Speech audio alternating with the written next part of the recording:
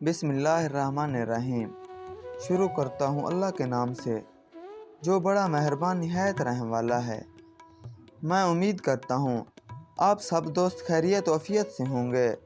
अल्लाह पाक से दुआ है कि अल्लाह पाक आप सब की तमाम नेक और जायज़ ख्वाहिशात को पूरा फरमाए, वसी रिज़्क़ और अपनी रहमतों के साए हमेशा बरकरार रखे, आमीन। आज की हमारी कहानी ज़िंदगी के 3 दौर। कदीम ज़माने में सेब का एक बड़ा दरख्त था। उस दरख्त के करीब एक छोटा लड़का रहता था। रोज़ाना उसे लड़के को उस दरख्त के पास आना और खेलना अच्छा लगता था। वो दरख्त के ऊपर चढ़ जाता और फिर उसके साए में सो जाता। वो लड़का उस दरख्त को बहुत चाहता था और उस दरख्त को भी उस लड़के के साथ खेलना अच्छा लगता था। वक्त गुजरता रहा और लड़का बड़ा हो गया। अब वो पहले की तरह रोज़ाना दरख्त के पास खेलने नहीं आता था। एक रोज़ वो नौजवान दरख्त के पास आया। वो मायूस लग रहा था। दरख्त ने उससे कहा, आओ मेरे साथ खेलो। नौजवान ने कहा, मैं अब बच्चा नहीं रहा। अब मैं दरख्तों के इर्द गिर्द नहीं खेलता। मुझे कुछ खिलौने चाहिए और उन्हें ख़रीदने के लिए पैसों की अशद ज़रूरत है।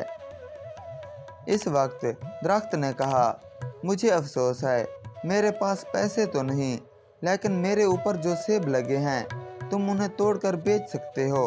उसके बाद तुम्हारे पास पैसा आ जाएगा। वो नौजवान बहुत खुश हुआ और उसने दरख्त के सभी सेब तोड़े और खुशी खुशी चला गया। तोड़ने के बाद जब नौजवान वापस नहीं आया तो दरख्त को बहुत मायूसी हुई। एक दिन वो नौजवान आया। अब वो नौजवान हो चुका था। दरख्त बहुत खुश हुआ। उसने जवान से कहा, आओ मेरे साथ खेलो हस्बे तवक्को। उसने इनकार कर दिया, मेरे पास खेलने का वक्त नहीं। मेरे लिए ज़रूरी है कि अपने कुंबे के लिए काम करूं। हमें रहने के लिए एक मकान की अशद ज़रूरत है। क्या आप मेरी मदद कर सकते हैं? दरख्त ने उससे कहा, अफसोस है, लेकिन मेरे पास कोई घर नहीं। फिर भी अपना घर बनाने के लिए तुम मेरी टहनियाँ काट सकते हो। उस आदमी ने दरख्त की सारी टहनियाँ काट लीं और खुशी खुशी चला गया। उसे देखकर दरख्त खुश था, लेकिन उस वक्त के बाद आदमी उसके पास वापस नहीं पहुंचा और दरख्त को फिर से तन्हाई और मायूसी का एहसास होने लगा।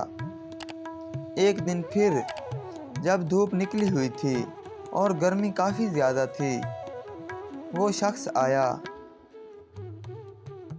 उसे देखकर दरख्त खुश हो गया और हस्बे आदत उससे कहा, आओ मेरे साथ खेलो।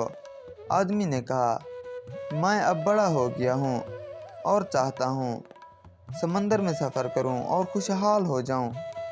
क्या आप मुझे एक कश्ती दे सकते हैं? तो दरख्त ने कहा, मेरे तने से एक कश्ती बना लो। इससे तुम दूर तक सफ़र कर लोगे और खुशहाल हो जाओगे। आदमी के कश्ती बनाने के लिए दरख्त के तने को काटा और समुद्री सफ़र के लिए निकल पड़ा और काफ़ी ज़माने तक वापस नहीं लौटा। सालों बाद वो शख्स आया। दरख्त ने उससे कहा, अय मेरे बेटे, मुझे अफसोस है, लेकिन मेरे पास अब तुमको देने के लिए कुछ नहीं बचा जो मैं तुमको दे सकूं। तुम्हारे लिए एक सेब भी नहीं बचा। उस आदमी ने कहा, कोई बात नहीं, मेरे पास इसे खाने के लिए दांत नहीं। दरख्त ने कहा, मेरा तना भी नहीं बचा कि तुम इस पर चढ़ सको। उसने कहा, इस पर चढ़ने के लिए अब मेरी उम्र नहीं रही। दरख्त की आंखों से आंसू जारी थे। हकीकत में अब तुम्हें कुछ नहीं दे सकता। आखिरी चीज़ जो मेरे पास है वो मेरी जड़ें हैं। इस वक्त उस आदमी ने कहा, अब मुझे ज़्यादा चीज़ों की कोई ज़रूरत नहीं। अब मुझे एक उसकी जगह चाहिए जहां मैं आराम कर सकूं। ज़िंदगी भर काम कर कर के थक चुका हूं।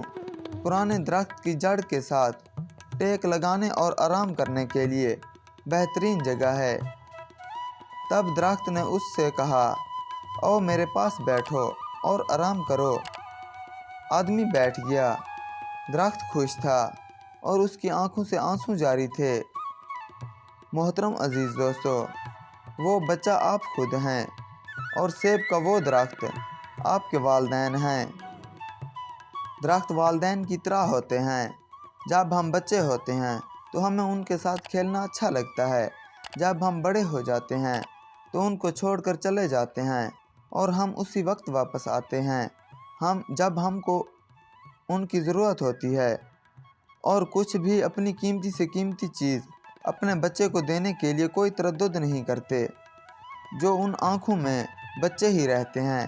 یقین کیجئے، میں نے دنیا میں والدین سے پیارا رشتہ نہیں دیکھا۔ والدین وہ ٹھنڈا سایہ ہیں جن کے سائے میں بیٹھ کر ہم دنیا کے وہ سارے دکھ درد بھول جاتے ہیں۔ جب یہ سایہ نہیں رہتا تب ہمیں ان کا احساس ہوتا ہے۔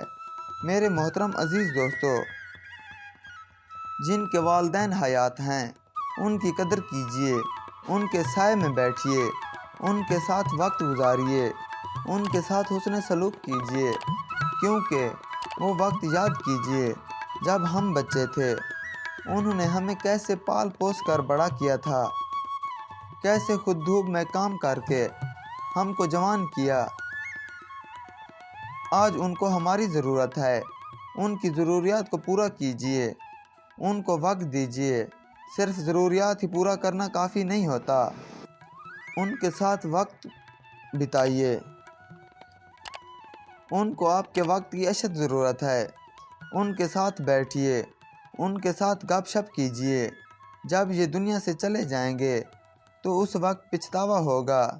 یقین کیجئے، جب والدین دنیا سے چلے جاتے ہیں تو انسان بہت تنہا رہ جاتا ہے، اور عمر کے آخری حصے میں بھی انسان کو اپنے والدین کی بہت یاد آتی ہے۔ عزیز دوستو، والدین کی قدر کیجئے۔ انہی لفظوں کے ساتھ میں اجازت چاہوں گا، اسی امید کے ساتھ کہ اگلی بار ایک اور ویڈیو لے کر آپ کی خدمت میں حاضر ہوں گا۔ تب تک کے لیے خدا حافظ۔ اللہ پاک آپ سب کا حافظ و نگہبان۔ ہنستے رہیے اور ہمیشہ مسکراتے رہیے۔ اللہ حافظ۔